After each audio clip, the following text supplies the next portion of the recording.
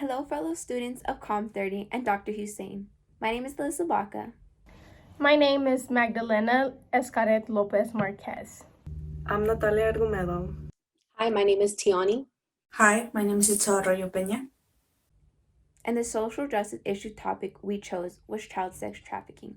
We hear the term child sex trafficking or human trafficking, and we automatically assume that it can't happen near us or not near my home, when in reality, it is an ongoing pandemic that can happen anywhere and happen to anyone.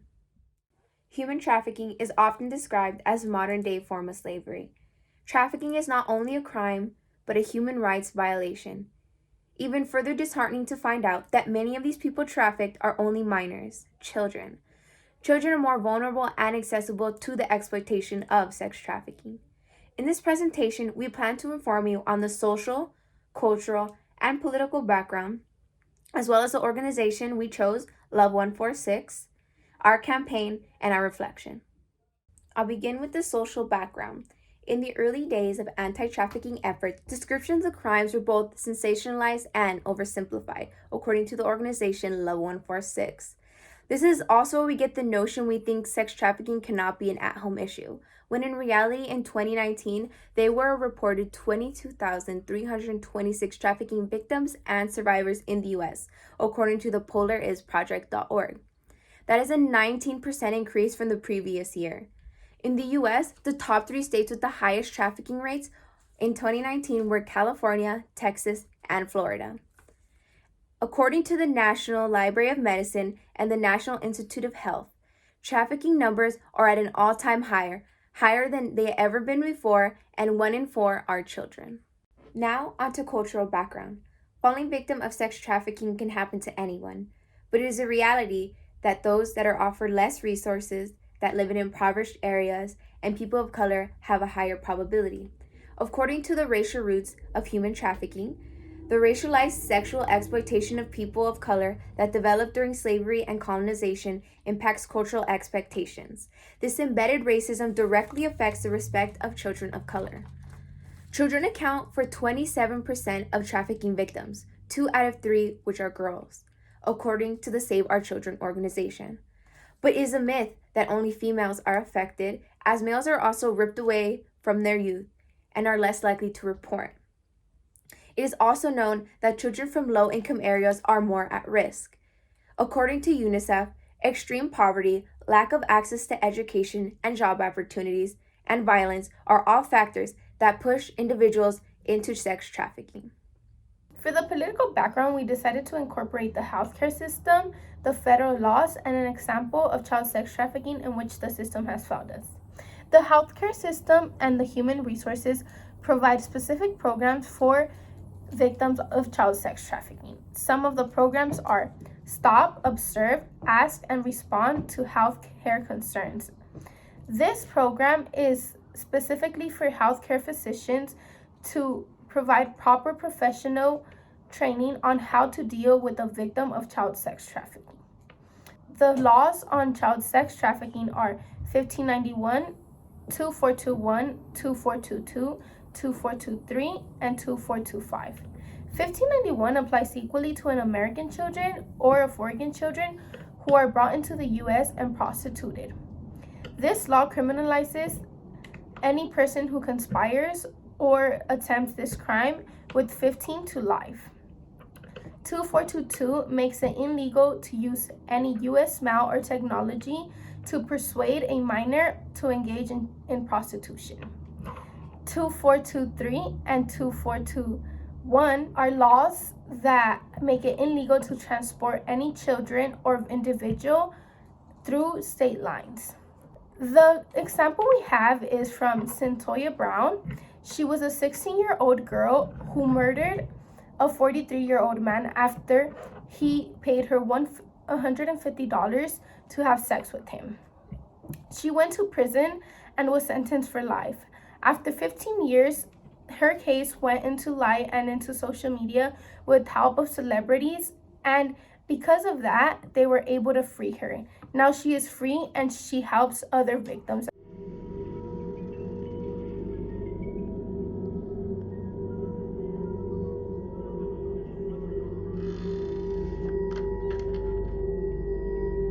This isn't about me, you, them, or even her. All of this is about all of us. This isn't a story. It was a real night in my real life, the fall of 2002. Some friends and I joined an undercover investigation. They tried their best to prepare us, but nothing could prepare us. Girls in matching red dresses, men ordering by number off menus. I had to resist every impulse in my body to unhinge and eliminate this nightmare. But it was her who taught us different. Number 146. They hadn't price tagged her soul yet. She represents the multitude. A teen sold online by a man who says he loves her. A boy who becomes monsieur, only to find his boss and clients demand more. A little girl broken into pornography at the age of 6 years old. A teen coaxed to a foreign land with the promise of education, instead forced to work off an insurmountable debt for the journey. A girl from a village, promised a job in the city to help her family, only to find herself here, her name now a number, sold on a menu. The look in her eyes was defiance, humanity, power. She left us no room to be the heroes. It was her fight we'd be joining. We could have been Rage 146, Vengeance 146, or Despair 146. But she inspired us to respond differently, to respond with love. Love, brave enough to stare down the darkness, not look away. Love that listens, actually listens. Love that rolls up sleeves and steps into gaps, providing space to recover. Gifted workers and holistic care that goes beyond a blanket and a bed. A long haul kind of love, lasting through the grief to the carving out of a new life, to the everything in between. Love that treads upstream to prevent, reaching children before traffickers do. Love that equips them, their families, their communities, to see the tactics and signs of exploitation. We are a love that does not sit back, but that leans forward and digs down and in deep, joining the grassroots abolitionists, pioneering the dark corners most of us will never see, most will never know to see. We don't know what happened to her, but we carry her number with honor, sorrow, and a growing hope that her story can be different for so many others. This is not a charitable cause to be supported. This is an emergency.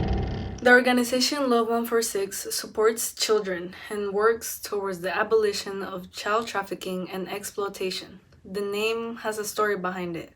Love is what fuels their motivation, and the number 146 identifies the reality of children in the trafficking world, where they are often stripped of their names and labeled with a number, as if they are order numbers from a menu. Members in the organization work on establishing rehabilitation and care for their children rescued from the trafficking and exploitation by providing homes, therapy, a safe community, and tools for survival and care if the victim does not stay in Love 146's long-term care. There are training courses that connect with people that might work with unaffected and affected children, like social workers, law enforcement officers, or even teachers and parents, where they are taught how to interact with youth and, for instance, how to ask the right questions. Also inform the public on knowing the signs of who might be getting trafficked, about common myths, teach about online safety and prevention. They have an interactive course called Not a Number to teach the youth how to protect themselves from human trafficking through information, critical thinking, and skill development. Raising awareness is one of the organization's biggest goals. One of the most influential movements in this organization are fundraisers, where it consists of bringing awareness and raise money to provide children with better care after being rescued. Love 146 also gives the public an opportunity to help with donations at any time of the day by being able to send an e-card. Because of the horrific experiences these children have lived through, they have an extremely difficult time trusting anyone. So when we come into their lives, they often ask, and rightly so, will you be here tomorrow? Will you be there if I moved across the state? Will you be there next week, next month, next year? To which we can answer with a resounding yes. This is really uncommon for service providers, but love involves building trust through showing up again and again and again. It involves consistency, commitment, and following through. So when we meet with youth, we get to tell them things they've probably never heard from a service provider. We'll be here as long as you need us. Because of your investment, those children could receive the love and care they need to know that they have a future, no matter what's happened to them in the past.